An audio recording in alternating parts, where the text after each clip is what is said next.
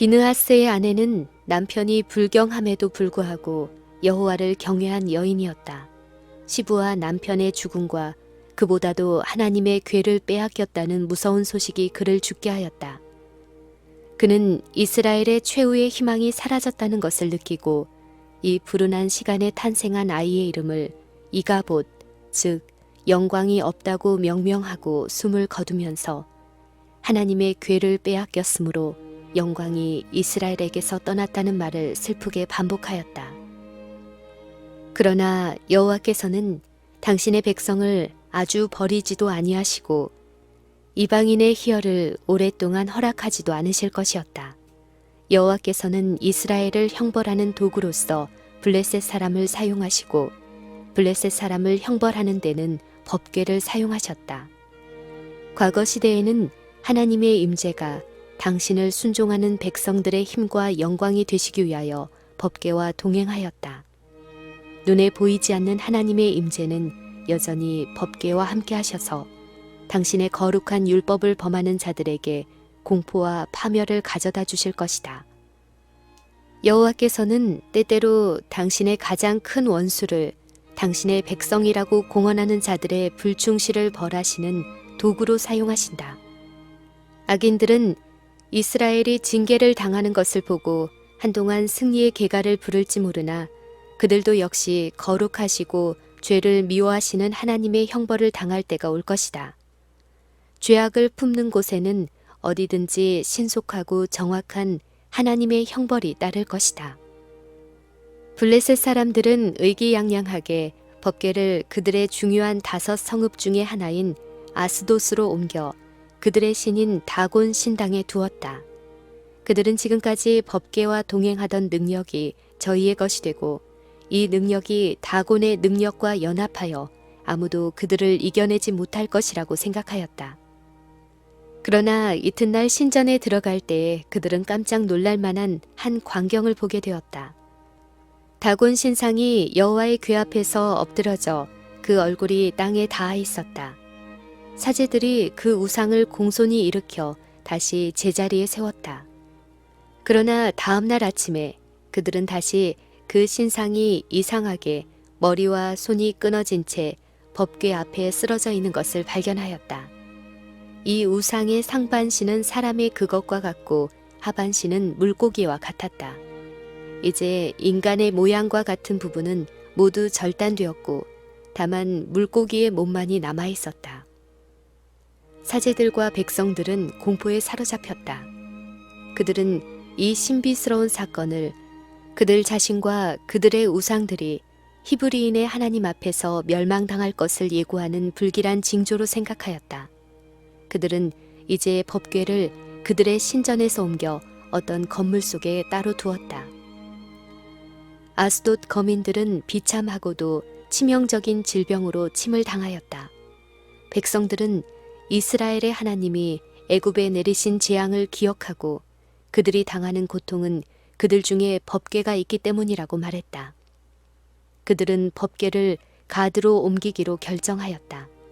그러나 재앙은 법궤를 옮긴 곳으로 따라갔으므로 그 성읍 사람들이 법궤를 다시 에그론으로 보냈다. 이곳 백성들은 법궤를 받고 두려워하며 이스라엘 신의 궤를 우리에게로 가져다가 우리와 우리 백성을 죽이려 한다고 부르짖었다. 그들은 가드와 아스돗 백성들처럼 저희 신들에게 가서 보호를 구하였으나 파괴자의 활동은 계속되어 마침내 성읍의 부르짖음이 하늘에 사무치게 되었다. 더 이상 사람들의 집에 두기가 무서워 백성들은 그 법궤를 들에 갖다 두었다. 그러자 그 다음에는 쥐들의 재앙이 뒤따라 그것들이 토지를 해치고 창고와 들에 있는 모든 땅의 소산을 멸하였다. 질병이나 기근으로 인한 철저한 파멸은 이제 온 민족을 위협하였다.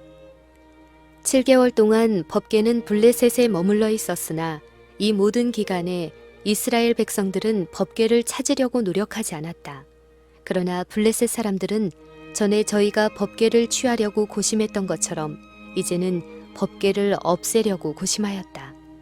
법궤는 블레셋 사람들에게 힘의 근원이 되는 대신에 무거운 짐과 큰 저주가 되었다.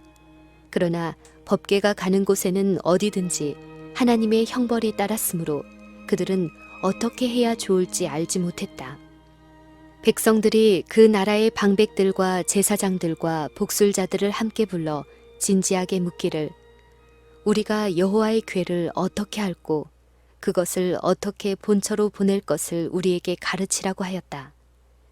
그들은 값진 속건제를 드려 법궤를 돌려보내라는 권고를 받았다. 그리하면 병도 낫고 그 손을 너희에게서 옮기지 아니하는 연고로 알리라고 제사장들이 말했다. 옛날에 이방인 중에는 재앙을 예방하거나 제거하기 위하여 금이나 은이나 다른 물질로 파멸을 일으키는 것이나 특별히 치매를 받은 대상이나 몸의 일부분을 우상으로 만드는 관습이 있었다. 이 우상을 기둥 위에나 눈에 잘 띄는 곳에 세워두면 그것이 대표하는 해를 효과적으로 막을 수 있다고 생각하였다. 아직도 어떤 이교도들 중에는 이와 비슷한 관습이 남아있다. 병으로 고생하는 사람이 낫기 위하여 그의 우상의 신전에 갈 때에 그는 아픈 부분의 형상을 만들고 가서 그것을 자기들의 신에게 제물로 바친다. 블레셋 방백들은 그 당시 성행하던 미신에 따라 백성들에게 그들이 고통을 당하고 있는 질병의 형상, 곧 그들이 말한 블레셋 사람의 방백의 수요대로 금독종 5과 금쥐 5을 만들라고 명하면서 너희와 너희 방백에게 내린 재앙이 일반임이라고 하였다. 이 현명한 자들은 이 신비스러운 능력, 곧 그들의 지혜로는 도무지 대처할 수 없는 능력이 법궤와 같이 하는 능력임을 승인하였다. 그러나 그들은 백성들에게 우상 숭배를 버리고 여호와를 섬기라고 권고하지 않았다. 그들은 무서운 형벌에 못 이겨 억지로 하나님의 권위에 굴복했으나 여전히 이스라엘 하나님을 증오하였다. 이와 같이 죄인들은 하나님께서 내리시는 형벌로 말미암아 하나님을 대항하여 싸우는 것이 헛된 일임을 깨닫는다. 그들이 하나님의 능력에 억지로 복종할지 모르나 그 반면에 그들의 마음은 당신의 지배에 대하여 반역한다. 그러나 그와 같은 복종은 죄인을 구원할 수 없다. 인간의 회개가 간합되기 전에 그들의 마음이 하나님께 복종해야 한다. 즉 하나님의 은혜로 부드러워져야 한다. 악인들에 대한 하나님의 오래 참으심은 얼마나 큰가. 우상을 숭배하는 블레셋 사람과 타락한 이스라엘이 모두 하나님의 선물을 향유하였다. 눈에 띄지 않는 무수한 은혜가 감사치 않고 반역만 하는 사람들의 길에 고요히 내리고 있었다. 모든 축복들은 그들에게 하나님의 사랑에 대하여 말했으나 그들은 하나님의 사랑에 대하여 무관심하였다. 인간 자녀들에 대한 하나님의 참으심이 말할 수 없이 컸으나 그들이 완고하게 회개하지 않기를 고집했기 때문에 하나님께서는 당신의 보호의 손길을 그들에게서 거두셨다. 그들은 당신의 창조물과 경고와 권고와 책망에서 하나님의 음성을 듣기를 거절했기 때문에 하나님께서는 형벌을 통하여 그들에게 말씀하실 수밖에 없으셨다. 블레셋 사람 중에는 법궤를 그 본토로 돌려보내는 일을 반대한 자들이 있었다. 이와 같이 이스라엘의 하나님의 권능을 인정하는 것은 블레셋 사람들의 자존심을 욕되게 하는 것이었다. 그러나 제사장들과 복술자들이 백성들을 권하여 바로와 애굽인들의 강팍함을 본받지 말도록 했다. 그들이 그와 같이 하면 자신들에게 더욱더 큰 고난을 가져올 것이라고 하였다. 이제 그 제의를 받아들이고 모든 사람의 동의를 얻은 후에 계획을 즉시 실행하였다. 법궤를 금으로 만든 속건 제물과 함께 새 수레에 실어 법궤의 신성성을 더럽힐 모든 위험을 제거하고 이 수레를 목에 멍에를 맨 일이 없는 암소 2마리에 메웠다. 그 송아지들은 떼어 집으로 보내고 암소들을 저희가 원하는 대로 가게 하였다. 그리하여 만일 법궤가 가장 가까운 레윈의 성읍 베세메스 길을 따라 이스라엘인에게로 돌아가면 블레셋 사람은 이것을 이스라엘의 하나님께서 그들에게 이 큰 재앙을 내리셨다는 증거로 받아들일 것이다. 블레셋 사람은 그렇지 아니하면 우리를 친 것이 그 손이 아니요 우연히 만난 것인 줄 알리라고 말하였다. 마음대로 가도록 놓아주자 그 암소들은 저희 어린 새끼들을 떼어놓고 울면서 벳세메스 길로 향해 곧바로 나아갔다. 천사들의 손에 안내를 받아 참을성 있는 짐승들은 계속 저희 길로 나아갔다. 하나님의 임재가 법궤와 동행하여 지정된 장소에 안전히 도착하였다. 그때는 밀을 추수하는 때였으므로 벳세메스 사람들이 골짜기에서 밀을 베고 있었다. 눈을 들어 궤를 보고 그것의 보임을 기뻐하였더니 수레가 벳세메스 사람 여호수아의 밭 큰 돌 있는 곳에 이르러 선지라. 무리가 수레에 나무를 패고 그 소를 번제로 여호와께 드렸다. 법궤를 따라 벳세메스 변경까지 왔던 블레셋 방백들은 벳세메스 사람들이 그 궤를 받아들이는 것을 목격하고 에그론으로 돌아갔다. 재앙이 멎었다. 그리하여 그들은 저희의 재난이 이스라엘의 하나님의 형벌임을 확신했다. 벳세메스 사람들은 법궤가 돌아왔다는 기별을 빨리 퍼뜨렸으므로 인근 시골의 백성들이 법궤가 돌아온 것을 환영하기 위하여 모여들었다. 법궤를 처음에 제단으로 쓰던 돌 위에 안치하고 그 앞에서 더 많은 희생 제물을 여호와께 드렸다. 만일 예배자들이 저희 죄를 회개하였더라면 하나님의 축복이 그들과 함께 있을 것이다. 그러나 그들은 하나님의 율법을 충실히 순종하지 않았다. 그들은 법궤가 돌아온 것이 좋은 일의 전조라고 기뻐한 반면에 법궤의 신성에 대한 참된 깨달음이 없었다. 그들은 법궤를 받아들일 적당한 장소를 준비하는 대신에 그것을 추수하는 들판에 방치해 두었다. 그들은 계속하여 거룩한 궤를 바라보면서 그것이 돌아오게 된 놀라운 방법에 대하여 이야기했다. 그러는 중에 이 법궤의 신비한 능력이 어디에 있는지를 추측하기 시작했다. 마침내 그들은 호기심에 못 이겨 법궤를 걷어치우고 감히 법궤를 열었다. 모든 이스라엘 백성들은 법궤를 경외하도록 가르침을 받았다. 법궤를 이곳 저곳으로 옮길 필요가 있을 때에도 그것을 옮기는 레위인들조차 법궤를 바라볼 수 없었다. 오직 1년에 한 차례씩 대제사장만이 하나님의 법궤를 바라볼 수 있는 허락을 받았다. 이교도인 블레셋 사람들조차도 감히 법궤의 뚜껑을 열어보지 않았다. 눈에 보이지 않는 하늘의 천사들이 법궤를 옮기는 모든 기간 동안 법궤를 수행하였다. 벳세메스의 백성들의 불경한 행동은 신속한 처벌을 받았다. 많은 사람들이 돌연히 죽임을 당했다. 살아남은 자들은 이 형벌을 통하여 자신들의 죄를 회개하지 아니하고 다만 미신적인 공포심을 가지고 법궤를 바라보게 되었다.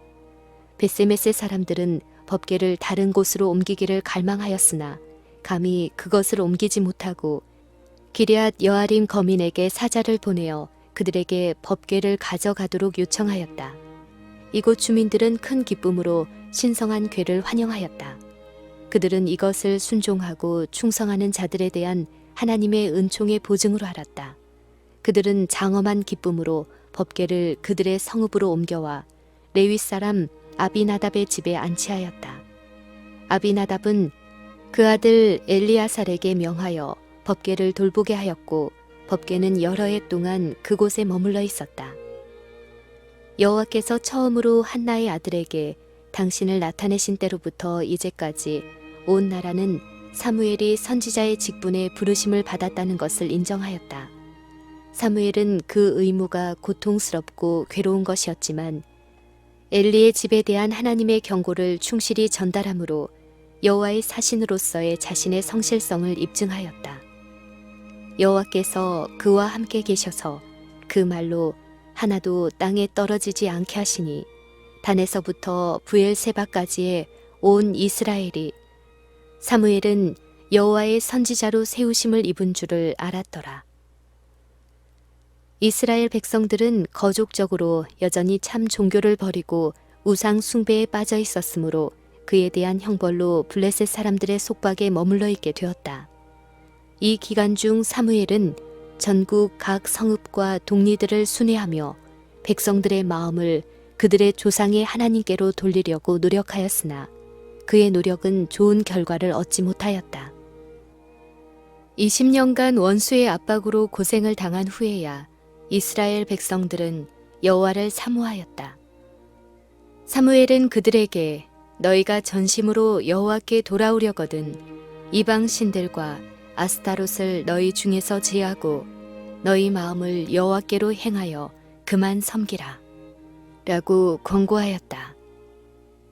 우리는 여기에서 그리스도께서 세상에 계실 때에 가르치신 것처럼 사무엘의 시대에도 실제적 경건과 마음에서 우러나오는 신앙생활을 가르쳤다는 사실을 알 수 있다.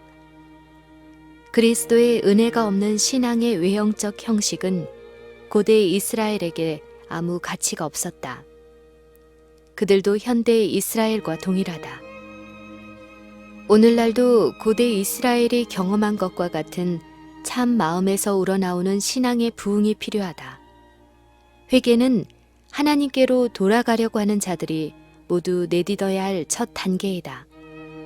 아무도 다른 사람을 위하여 이 일을 할 수 없다. 우리들은 각각 하나님 앞에 우리의 마음을 겸비하게 하고 우리들의 우상을 버려야 한다. 우리가 할 수 있는 일을 다할 때에 주께서는 우리에게 당신의 구원을 나타내실 것이다. 각 지파의 두령들의 협력으로 큰 무리가 미스바에 모였다.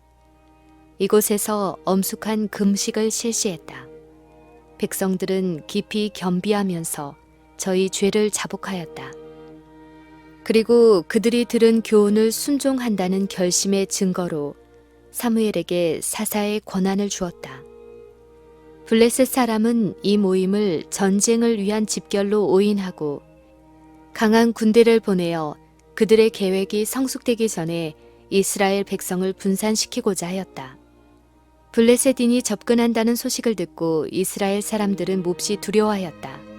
백성들은 사무엘에게 우리 하나님께 쉬지 말고 부르짖어 우리를 블레셋 사람의 손에서 구원하시게 하소서라고 간청하였다. 사무엘이 어린 양을 번제로 드리고 있을 때에 블레셋 사람은 싸우기 위하여 다가왔다.